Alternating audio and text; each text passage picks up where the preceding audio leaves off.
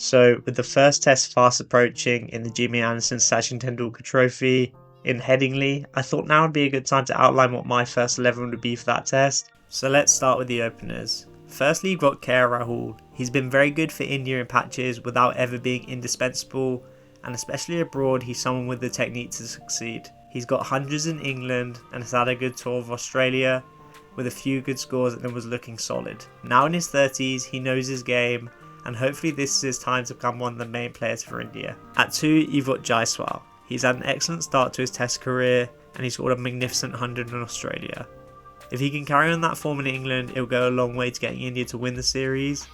But it should be noted he hasn't played a huge amount of cricket in England, and in the warm-ups he wasn't prolific, which is a slight concern. But with his talent, you back him to come good throughout the series. Now for number 3, this is one of the Rohit Kohli replacements, and this is a big call. I would have Sai Sudarshan at number 3. Having seen him in South Africa in the ODIs, and for Surrey, he's got a good game against pace. Although a first class average in the 30s doesn't scream to pick me, on the eye test he looks really good. He's got a solid back foot game, and his technique can withstand swing and seam bowling. I think he just needs to be careful to play a test match game given he's been at the IPL, but much like a Ponting, I feel he has a good balance of being able to counter punch alongside being able to anchor when needed. Furthermore, I think Gill's position is lower down the order, and that brings me on nicely to number 4. At number 4 is the man with the MRF, Shubman Gill, the Prince. I still think there are flaws in his technique. At 4, if he gets in on a flat pitch, we could see fireworks. He's so talented that he plays punches off the back foot with ease and stays slightly leg side. He can get away with that at home or on flat pitches, but on spicy decks it may become harder for him. That's why he has such a bad average overseas for me. This is a huge series for him, because if he can conquer England and become a leader of this batting lineup, then it goes a long way to him cementing his place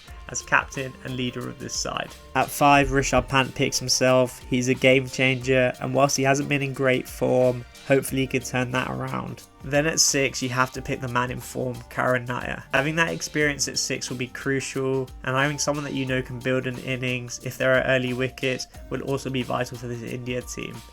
He's got experience in England with hundreds for Northamptonshire, and I think this is the time that his redemption arc should occur. With the double 100 in the warm-up game, it's clear he's in great nick. It's just whether he can perform on the big stage. I know a lot of people would have had Sarfaraz Khan back in the side, or Dhruv Jurel, but I think Karan Nair just has that experience which gives them the edge. Now on to number 7, and although I think Washington Sundar is the better batsman, and I think overseas there's not much to choose between their bowling, I think given the pick after this, you have to pick Jadeja. He's a good operator with both bat and ball, and you trust him to deliver in all situations. And as the next pick is going to be another spinner, you want someone who turns it the other way. And now on to the surprise pick. Given pitches in England this year have been quite dry, I would seriously look at Kuldeep Yadav. This guy's X factor, and the wrist spin against Bazball on slower decks I feel is a good matchup, especially if the pitch goes flat. You want someone like Kuldeep to come in and turn a game. Now onto the seamers, and at number 9 I'd go with Akashdeep.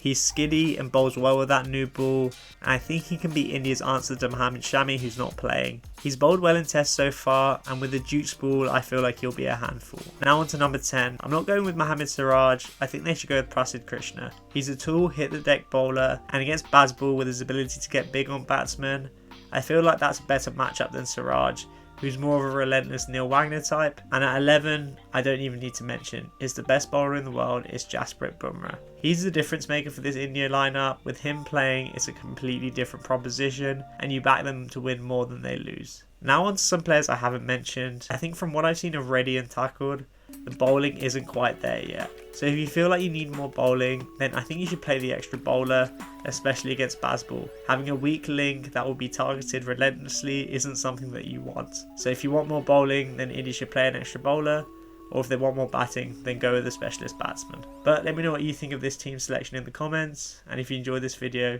don't forget to subscribe.